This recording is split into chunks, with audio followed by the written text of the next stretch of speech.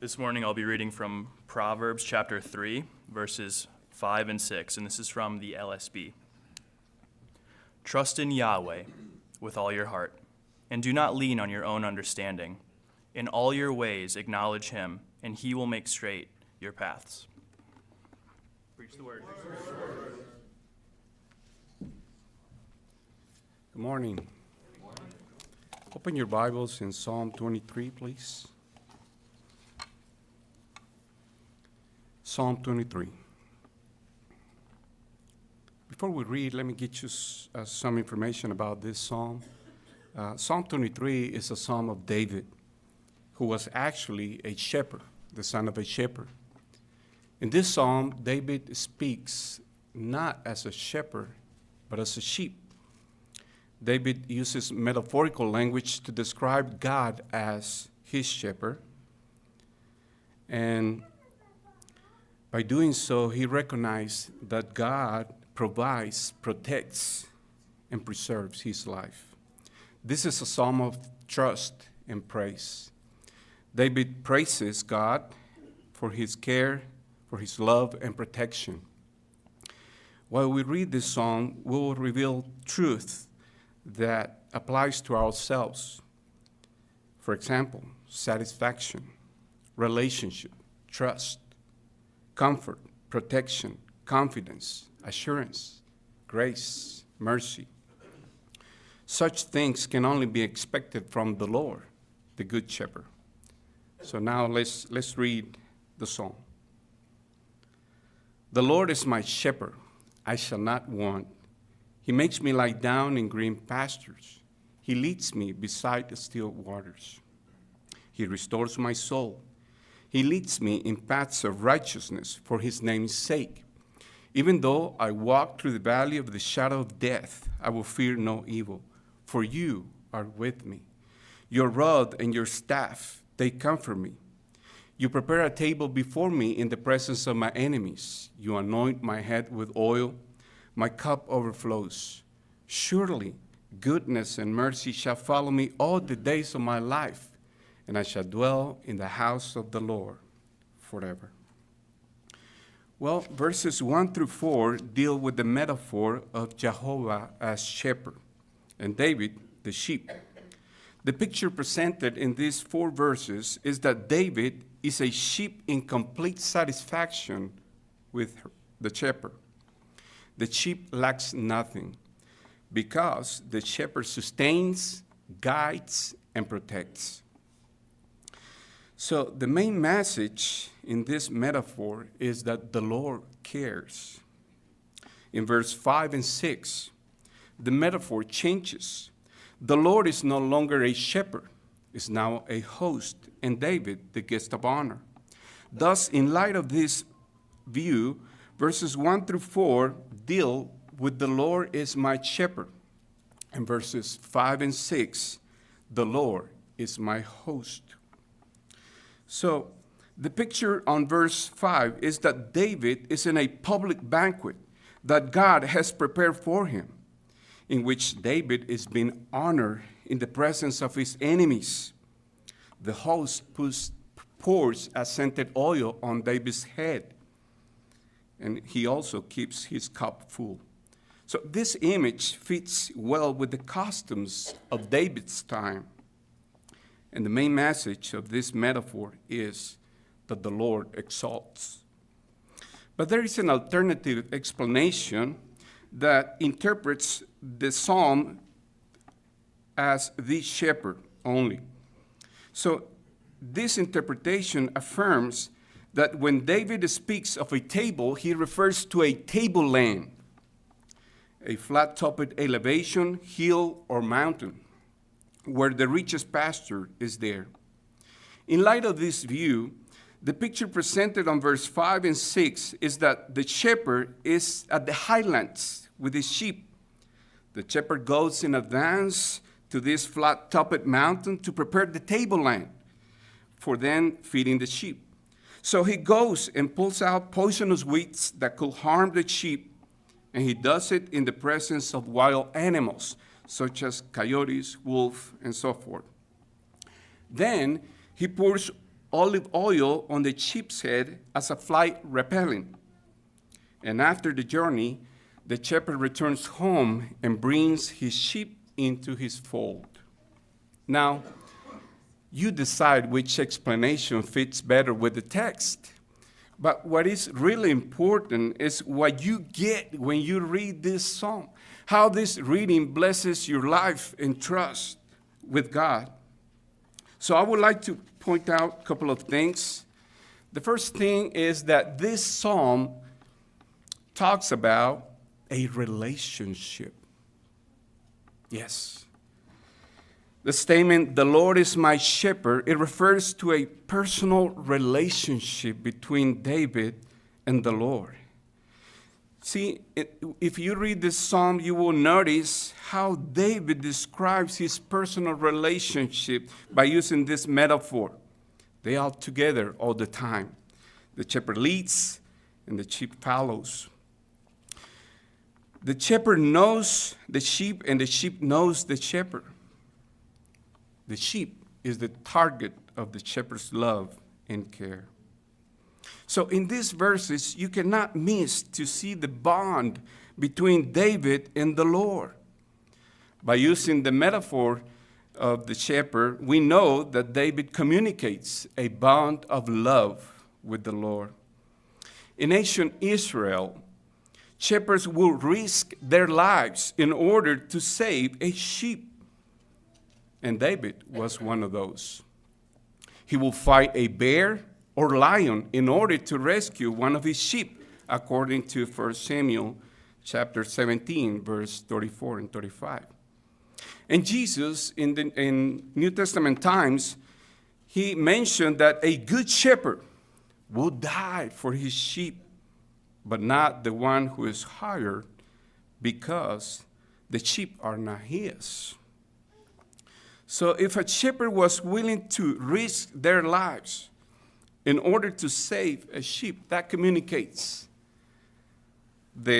how much they care for them. On the other hand, the sheep is capable to recognize their shepherd and obey his voice. So when we say, "The Lord is my shepherd," we're saying, I know him, and he knows me. He's my leader. He's my protector and my sustainer.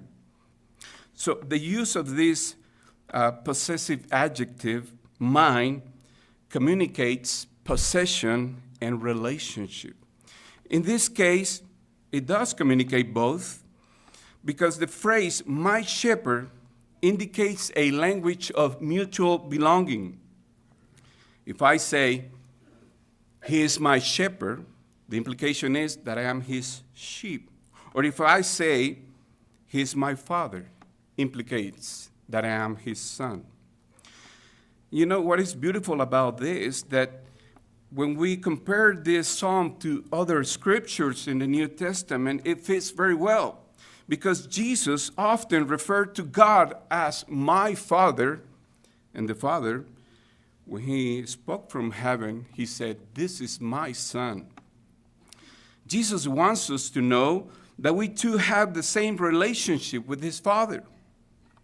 In fact, when he raised from the dead, he made it official.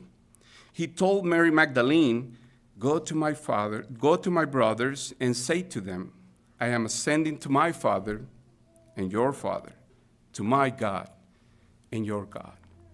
So the truth that I want you to see in this psalm is that we too can have a relationship with God, just as David had one with him.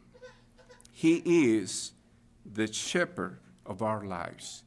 And if it's so, it is okay to call him my shepherd, my God, my Father. The second truth is that this psalm communicates trust and contentment. David says, "I shall not want." In other words, because the Lord is my shepherd, I shall not want. See, the picture here is that David is in complete satisfaction with the care and love of the Lord. How many of us find ourselves saying, I lack nothing? Well, this is not a matter that we will never find ourselves needing something in life.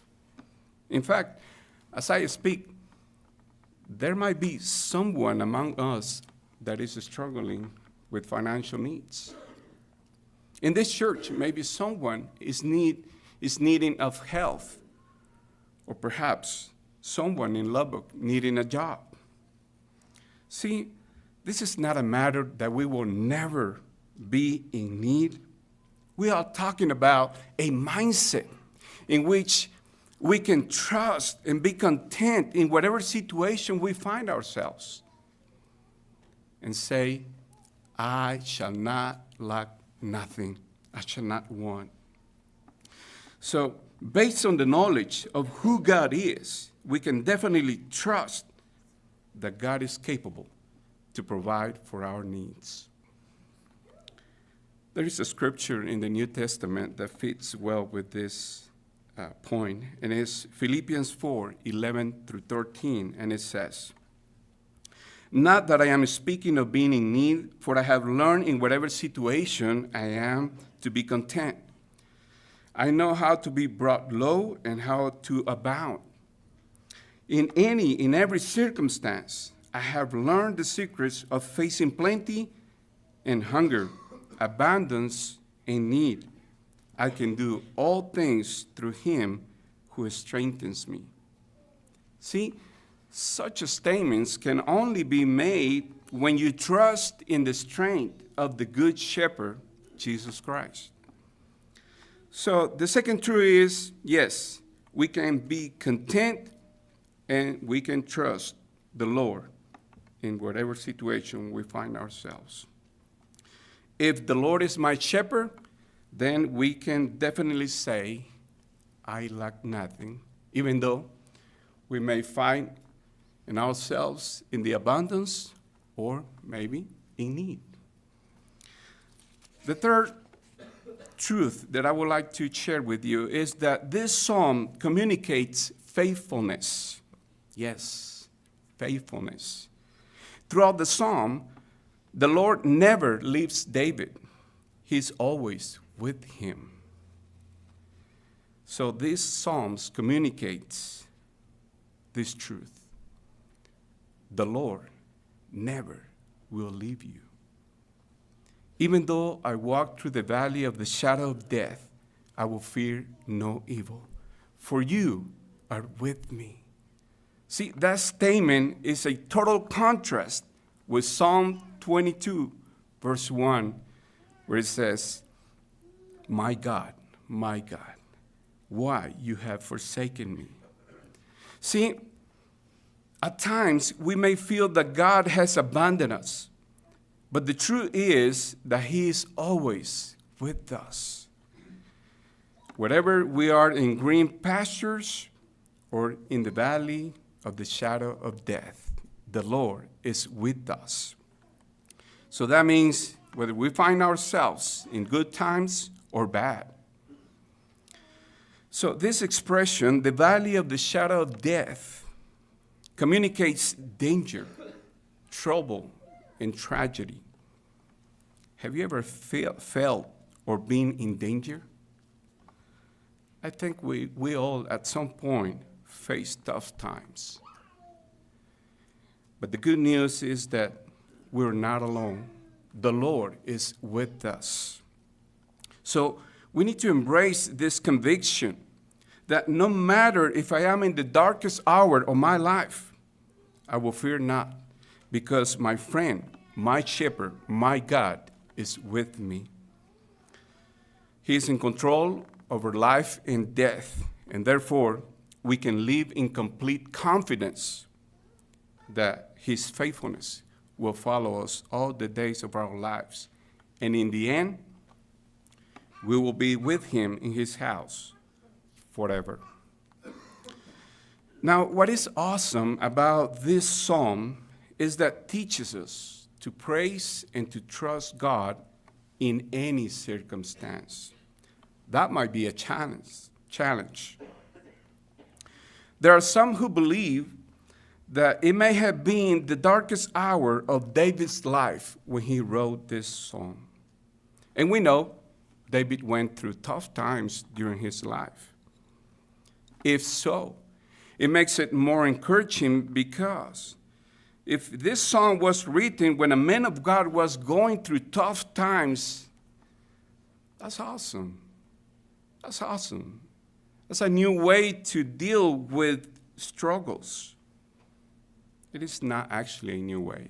It's been the old way for righteous people. Because it teaches us to praise and to trust God, not only when we find ourselves in joyful times, but even more in times of trouble. See, the right attitude toward difficult times is not to become bitter or angry with God. It is to praise and to worship Him. Therefore, when you find yourself in need, say it. The Lord is my shepherd. I shall not want. When there is no peace or rest, tell it. He makes me lie down in green pastures. He leads me beside still waters. When you stumble in your spiritual life and can't get up, remember, He restores my soul. When you do not follow Him faithfully, He leads me in paths of righteousness. And when you find yourself in the darkest hour of your life, remember, I will fear no evil, for you are with me. God bless.